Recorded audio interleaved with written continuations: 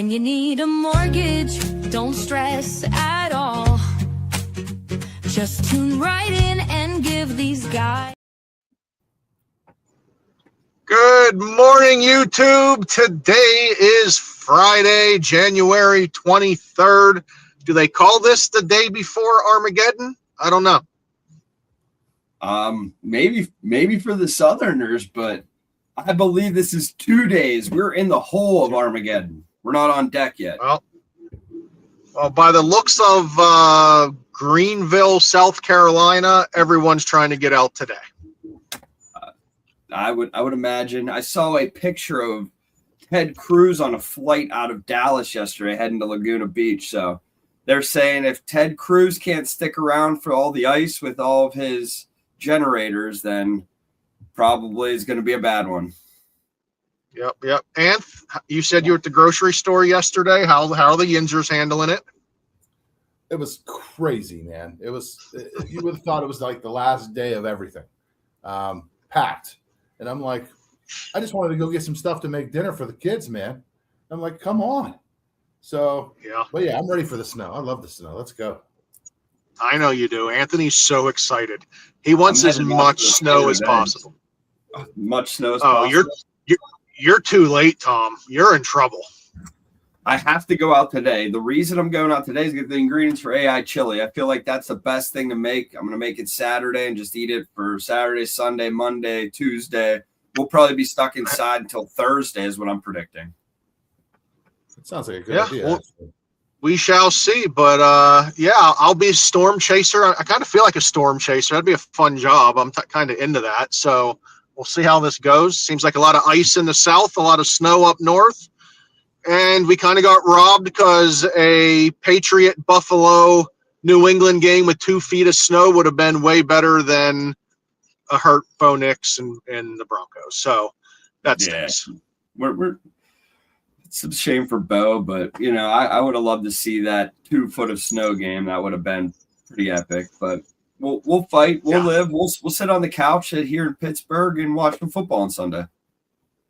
Yeah, but let's get into it today, fellas. This topic's all about removing I can't or we can't or anything can't from your vocabulary this year. And that is regard not only to life, but to real estate.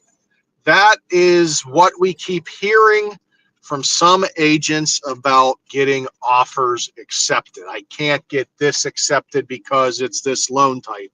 I can't get this accepted because there's a contingency. I can't.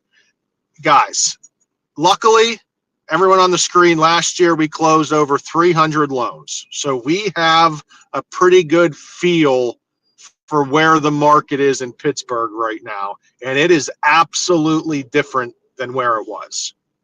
Yeah, the market is excellent right now. I mean, we've been seeing people get all types of deals accepted, and we've been preaching that on this little podcast we throw out here for months and months and months. I mean, how many home sale contingencies have you guys got over the last 4 months?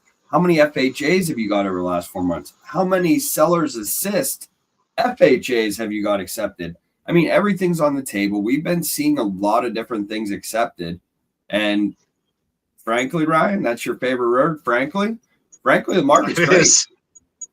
It is. And whenever there's a property sitting out there for 60 days and they're really not getting any offers, any legitimate offer, and let's be honest, getting pre-approved, getting an offer accepted, first offer, closing in 20 days, like the real estate transaction shouldn't be that quick like it was in the COVID years.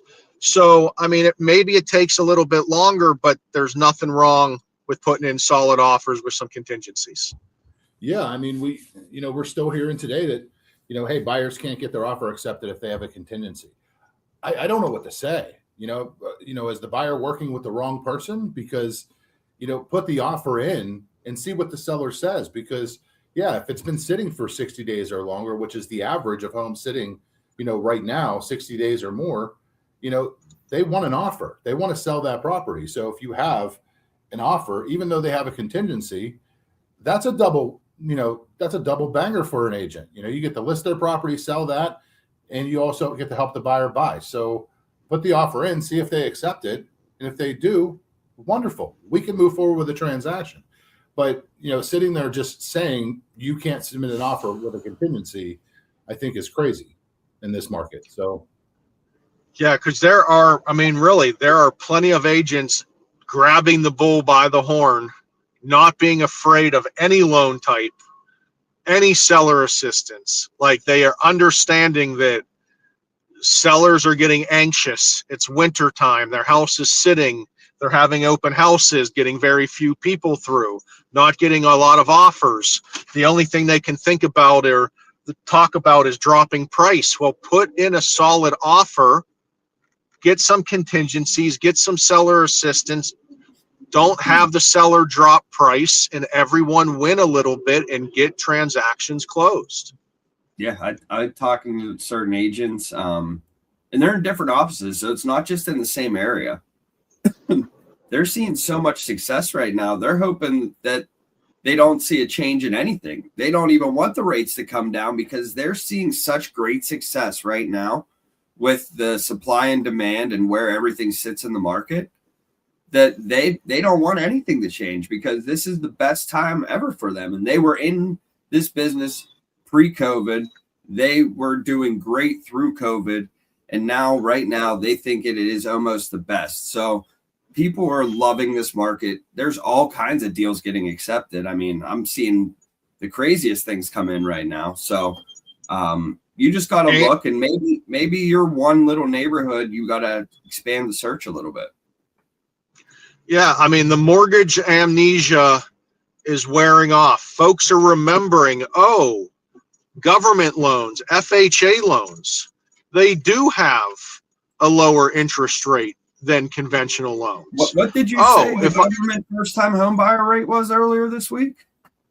I believe that was a 5.2% interest rate with a 5.76 APR. So 5.25 is a first-time home buyer interest rate. Like, we were 7% last year. Rates have fallen. Now, can everyone get that rate? Absolutely not. If you're a conventional buyer, can you get that rate? Absolutely not. Not unless you're paying points. So, there's a motorcycle just cutting between traffic. I hope he, never mind, I won't say it live on air, but it's all different. Every buyer's different. If you're looking for interest rates, guys, we got them, but sometimes we need the agent's help to structure the loan. If you tell us I can't, when we have the best program for the buyer, Ant, that does get frustrating. Well, it does. I mean, because we're going to work it around, obviously, the buyer's qualifications and what they can do. But we certainly need the agent's help as far as, doing that pre-offer huddle. So we're working it up based on the offer that's being submitted so that they can have a higher success rate on getting that offer accepted. Yeah, I mean, to make the home buy, we get part of it is being able to get the offer accepted. But it's not that there's multiple offers on every house anymore. Sometimes yours is the only offer where you're going to get negotiated with, or you're going to get the offer accepted. So if it's hey, this buyer is really going to benefit from an FHA loan because of debt to income ratio. Maybe they couldn't qualify for a conventional loan, but they can qualify for more FHA. Bet you didn't know that. Higher qualification on FHA loans than conventional. Maybe because of their credit score, they're going to get a way lower payment on an FHA loan to a conventional because of not only the interest rate being lower, but the mortgage insurance rate being lower.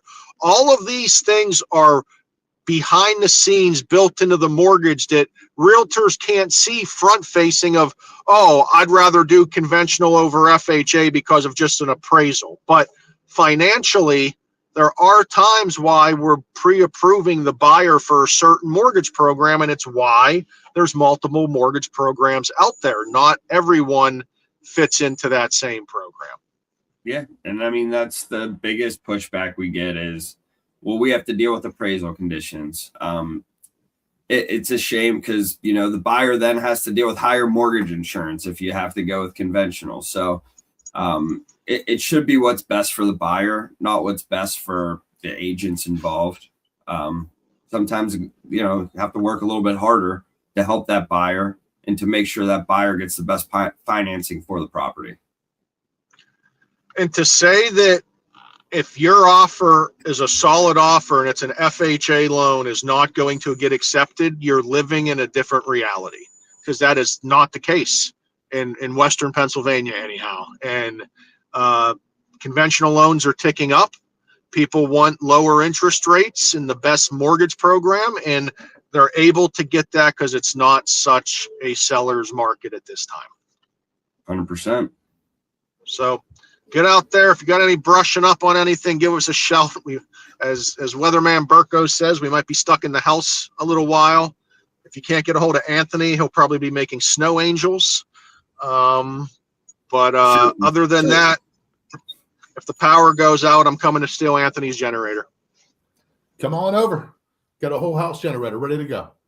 So Call West Penn. again, I don't know if that's a good thing though, man. Because if everybody else in my neighborhood has a power outage, you know, it's you know, I don't know. They'll kill you. They'll kill you and take your property.